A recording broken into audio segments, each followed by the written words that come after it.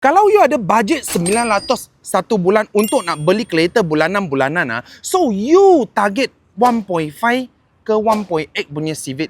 Dua-dua lebih kurang saja bulanan. Okey, tapi ada orang suka cakap apa? Wang, nak NA lah 1.8. Sisi besar dia tahan pakai lah, tak ada turbo, so dia kurang rosak loh, betul tak?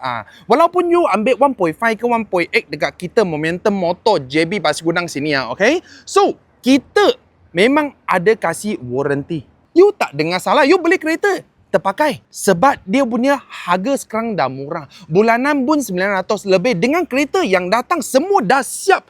Modify, cantik punya. You nak ada sport rim apa-apa punya, semua kita ada kawan-kawan. Okay, kita bukan sebiji, 2 biji saja. 1 baris, 2 baris kita kasih kau orang pilih. Yang semua ada yang exhaust 3 punya. Ada punya. Okay? So, ada orang suka 1.5. Turbo. Oi, horsepower tinggi. Sisi kecil. Tahan kuat. Sukalah. Kau orang sukalah. You nak mana ke. Tapi kalau dengan I lah. I pilih GT Wing.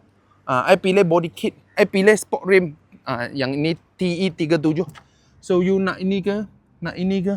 Kau orang latang pilih lah. Kalau you ada budget bulanan 900 lebih. So, kau orang komen.